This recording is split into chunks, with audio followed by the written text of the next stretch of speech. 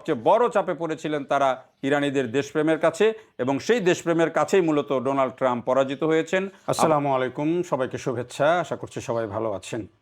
শেষ পর্যন্ত সেই সুখবরটা আসলো, আপাত সুখবর, এবং সেই সুখবরে গোটা দুনিয়াতে চাঞ্চল্য সৃষ্টি হয়েছে। তেলের দাম রাতারাতি কমে গেছে এবং গোটা দুনিয়ার সব শেয়ার বাজার হু হু করে বাড়ছে। এটি হচ্ছে ইম্প্যাক্ট, তাৎক্ষণিক। তবে মার্কিন প্রেসিডেন্ট ডোনাল্ড ট্রাম্প পরাজিত হয়েছেন ইরানিদের ঐক্যের কাছে, পরাজিত হয়েছেন ইরানিদের দেশপ্রেমের কাছে। কেন আমি বলছি, এত আলোচনা বাদ দিয়ে কেন বলছি যে ইরানিদের দেশপ্রেমের কাছে ডোনাল্ড ট্রাম্প পরাজিত হয়েছেন, তার ব্যাখ্যা আপনারা পাবেন যদি আপনারা গত রাতের ভিডিওগুলো দেখেন। ইরান থেকে যে কিছু ভিডিও রিলিজ করা হয়েছে বিভিন্ন গণমাধ্যমে, সোশ্যাল মাধ্যমে বেশি এসছে, গণমাধ্যমে কম এসেছে।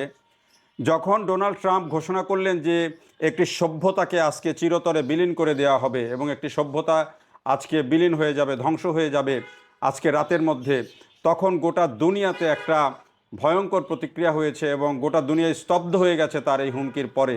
কিন্তু গোটা দুনিয়াতে যখন উদ্বেগ, উৎকণ্ঠা কী হতে যাচ্ছে, বিভিন্ন দেশ যখন এটি নিয়ে নানা রকমের উদ্বেগ উৎকণ্ঠার মধ্যে পড়ে গেছে, যখন তেলের দাম হু হু করে বাড়ছে, তখন সব ধরনের ভয় ভীতি উপেক্ষা করে ইরানের হাজার হাজার মানুষ তাদের পাওয়ার স্টেশনগুলোতে জমা হয়েছেন, তাদের যে বড় বড় ব্রিজ, তাদের যে রেল স্টেশন, সেখানে জড়ো হয়েছেন।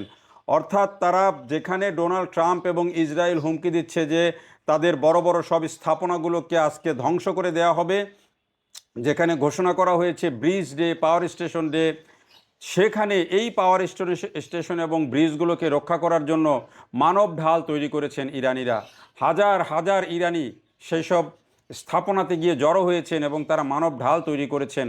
আপনি বোঝেন যে যেখানে বলছেন যে এখানে বোমা মারা হবে এবং কোন ধরনের বোমা মারা হচ্ছে সেটি আপনারা বুঝতে পারছেন যে ফিলিস্তিনিদের উপরে কি করা হয়েছে, ইরানের উপরে কি ধরনের ধ্বংসযজ্ঞ চালানো হয়েছে। গত এই 1 মাসের বেশি সময় ধরে 13,000-এর বেশি লক্ষ্যবস্তুতে বোমা বর্ষণ করা হয়েছে।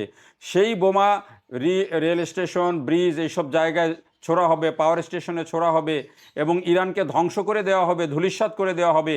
এমন ঘোষণার পরও সেই দেশের মানুষজন কোনো রকম ভয় ভীতি না পেয়ে সেখানে তারা জড়ো হয়েছেন, মানব ঢাল তৈরি করেছেন। এমন ঐক্য, এমন দেশপ্রেম কোনো দেশের মানুষের যদি থাকে, পৃথিবীর কোনো শক্তি সেই দেশকে পরাজিত করতে পারে না, সেই দেশের স্বাধীনতাকে বিপন্ন করতে পারে না। এটি ইরানিরা যেই দেশপ্রেম দেখিয়েছেন, আগামী এই আধুনিক বিশ্বের ইতিহাসে এমন দেশপ্রেম নিয়ে ভবিষ্যতে অবশ্যই গবেষণা হবে এবং ভবিষ্যৎ পৃথিবী দেখবে যে কেমন উদাহরণ ইরানিরা তৈরি করেছেন। যেখানে ডোনাল্ড ট্রাম্প আয়াতুল্লাহ খামেনিকে হত্যা করেছেন, তার শীর্ষ অন্তত 30 জন কমান্ডারকে হত্যা করেছেন, পুরো বাহিনী, আইআরজিসির বাহিনীর শীর্ষ কমান্ডারদেরকে শেষ করে দিয়েছেন। মনে করেছিলেন যে খামেনিকে হত্যা করলে রেজিম চেঞ্জ হয়ে যাবে। রাস্তায় সমস্ত বিদ্রোহী যারা ছিল, যারা এই বিপ্লবের বিরুদ্ধে যারা রাস্তায় নেমেছিল, জেনজি প্রজন্ম যাদেরকে বলা হয়, তারা যখন নামলো, তখন মনে করা হয়েছিল যে খামেনি হত্যার পরে তারা ক্ষমতায় চলে আসবে। রেজা শাহ পাহলভি, মোচেদ আদিত ছিলেন যে ক্ষমতায় চলে আসবেন। এরকম একটা পরিস্থিতি যখন তৈরি হলো, তখন তারপরও কিন্তু ইরানের মানুষজন দমে যায়নি। নতুন করে কিন্তু তারা যখনই তাদের দেশের উপরে এই যুদ্ধটা চাপিয়ে দিল, একতরফা আগ্রাসন ইরান এবং মার্কিন যুক্তরাষ্ট্র শুরু করলো, তখন দেশের মানুষ কিন্তু ইউনাইটেড হয়ে গেল। হ্যাঁ, এই মানুষের মধ্যেও যে বিভক্তি নাই তা না, কিন্তু যখন এই একটা দেশকে শেষ করে দেওয়ার মিশনে নেমেছিল মার্কিন যুক্তরাষ্ট্র এবং ইসরায়েল, তখন কিন্তু তাদের যারা এই রেজিমের বিরুদ্ধে ছিলেন তাদেরও অনেকে কিন্তু তখন দেশের পক্ষে চলে এসেছেন। কারণ রেজিম চেঞ্জ করতে গিয়ে যদি আমি দেশ শেষ করে দেই, সেটি কিন্তু দেশপ্রেম নয়। ফলে ইরানিরা কিন্তু সেই দেশপ্রেমটা দেখিয়ে দিয়েছে যে রেজিম চেঞ্জ করতে গিয়ে আমার দেশ শেষ করে দেওয়া যাবে না। মার্কিন যুক্তরাষ্ট্র এবং ইসরায়েল যা করেছে সেটি হচ্ছে আমার দেশ শেষ করে দেওয়ার পরিকল্পনা নিয়েছে। এই জন্যে তারা কিন্তু এটির বিরুদ্ধে রুখে দাঁড়িয়েছে, ঐক্যবদ্ধ হয়েছে। ফলে ডোনাল্ড ট্রাম্প সেখানে কিন্তু পিস্টান দিতে বাধ্য হয়েছেন। যেখানে তারা হামলা করবেন সেখানে যদি হাজার হাজার মানুষ জড়ো হয়ে যায়, একেবারে একটা দেশ যত বর্বর হোক, সেই দেশ কিন্তু সরাসরি সেখানে ওই মানুষের সমাবেশের উপরে সরাসরি বোমাবর্ষণ করে দিতে পারে না। কারণ পৃথিবীতে এখনও অনেক দেশ আছে।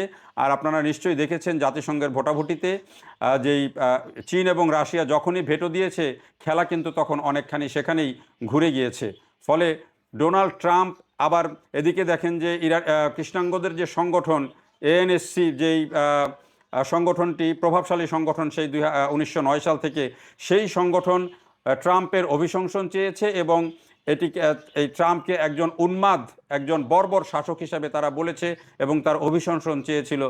এই যে বিভিন্ন দিক থেকে গোটা বিশ্ব তাকে কোনোভাবেই সহযোগিতা করছিল না, ফলে সব দিক থেকেই ডোনাল্ড ট্রাম্পের জন্য এবং ইসরায়েলের জন্য এই যুদ্ধ ছিল একটা মানে একতরফা একটা যুদ্ধ, এবং সেই যুদ্ধের কারণে এবং একটা দেশের উপরে এই ধরনের একটা হামলা, এটি কিন্তু গোটা বিশ্বের এবারে অন্তত যেটি দেখা গেছে যে কোনো দেশ কিন্তু ডোনাল্ড ট্রাম্পকে সেভাবে মিত্র হিসাবে সহযোগিতা করে নাই, এবং এই সব মিলিয়েই কিন্তু ট্রাম্প চাপে পড়েছিলেন। তবে আমার কাছে মনে হয় সবচেয়ে বড় চাপে পড়েছিলেন তারা ইরানিদের দেশপ্রেমের কাছে, এবং সেই দেশপ্রেমের কাছেই মূলত ডোনাল্ড ট্রাম্প পরাজিত হয়েছেন। আপাতত 2 সপ্তাহের জন্য যুদ্ধ স্থগিত হয়েছে, হামলা স্থগিত হয়েছে। আশাবাদের খবর 11 তারিখে পাকিস্তানে পক্ষ বৈঠকে বসবে। পাকিস্তান এটির মধ্যস্থতা করছে। মূলত ডোনাল্ড ট্রাম্পের পরামর্শেই এবং যুক্তরাষ্ট্রের পরামর্শেই পাকিস্তান এই উদ্যোগ নিয়েছে এবং এই মধ্যস্থতার কাজগুলো করছে। তো এই মধ্যস্থতা ইরান যেই 10টা শর্ত দিয়েছে, সেই শর্ত যদি আংশিকভাবে বা ধরেন 50%ও যদি কার্যকর হয়, মধ্যপ্রাচ্যে কিন্তু যুক্তরাষ্ট্রের যে একচ্ছত্র প্রভাব এবং সেখানে যে তাদের প্রত্যেকটা দেশের মধ্যে যে তাদের ঘাঁটি, সেখানে কিন্তু কিছুটা হলেও প্রভাব পড়বে এবং মধ্যপ্রাচ্যে কিছুটা হলেও ক্ষমতার যে ভারসাম্য সেটি আসবে। মধ্যপ্রাচ্যের দেশগুলো নিজেরা কিছুটা হয়তো মার্কিন যুক্তরাষ্ট্রের এই চাপ থেকে কিছুটা রিলিজ ফিল করবে। তারা হয়তো ইরানের চাপটা তাদের উপর কাজ করবে, যে ইরান যে স্পেসটা পেল সেটিতে আবার তারা নতুন করে হয়তো চাপ অনুভব করবে, যে ইরান তাদের উপরে হয়তো রাখতে পারে, চাপ রাখতে পারে। কিন্তু সেটার চেয়ে বড় কথা হলো যে তারা এখন এই যে যুক্তরাষ্ট্রের যে দীর্ঘদিন ধরে মধ্যপ্রাচ্যটাকে যে ঘাঁটি করে যেভাবে রেখে দিয়েছে, সেই জায়গা থেকে কিছুটা হলেও স্বস্তি হয়তো পেতে পারে। ভূরাজনীতি অনেকটা চেঞ্জ হয়ে যেতে পারে।